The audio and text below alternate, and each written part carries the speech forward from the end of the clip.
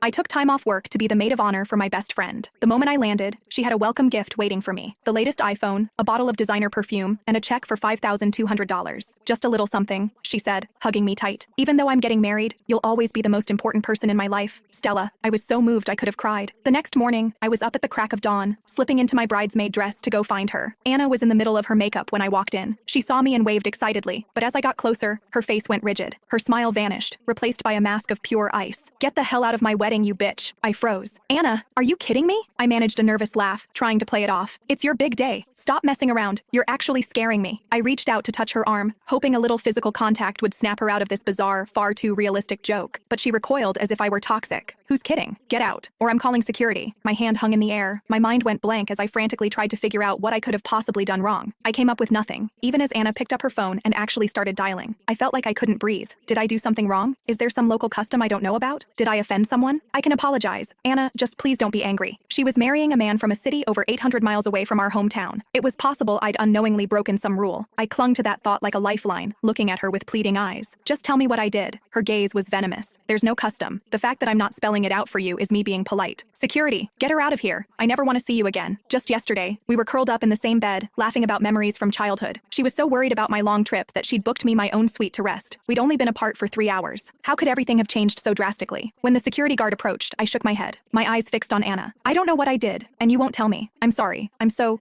sorry. But today is the most important day of your life. Please don't kick me out. I'm your only bridesmaid. If I go, what will you do?" The words were barely out of my mouth before Anna lunged forward and yanked at the bodice of my dress. "Take it off." She shoved her makeup artist forward. "Any woman can do this job. I don't need you. Stella, get the hell out. I don't have time for your drama. My makeup isn't even done. You're going to ruin my entire wedding, you bitch." I clutched at the fabric to keep myself from being exposed, the word bitch draining all the strength from my body. I looked at her, defeated, and pulled the handcrafted fan I'd stayed up for nights making from my bag. I placed it gently on the table. "I wish you a happy marriage," I said, my voice hollow. "I'll return the dress to you shortly." Anna snatched the fan. For a fleeting second, I thought it was a sign of a truce. "I worked on that for so long," I said quickly. "I even burned my fingers. It's just the style you love." The next second, she smashed it on the floor right in front of me, the delicate frame splintering into pieces. She pointed a trembling finger at the door. "Get out." Back in my room, I took off the dress and sent Anna a text. "I'm still at the hotel. If you need anything, just call me." A red exclamation mark appeared. The message failed to send. She had blocked me. I fell onto the bed, utterly defeated, the why screaming in my mind. But the only answer that came was a knock on the door. It was security, sent by Anna to escort me off the premises. I dragged my luggage through the lobby, past the large, smiling photo of the happy couple, and stood shivering in the cold wind. I had to know. Even if it was the end, I deserved to know why. I called the groom. The phone connected. The man who had been nothing but polite and charming to me before, suddenly spat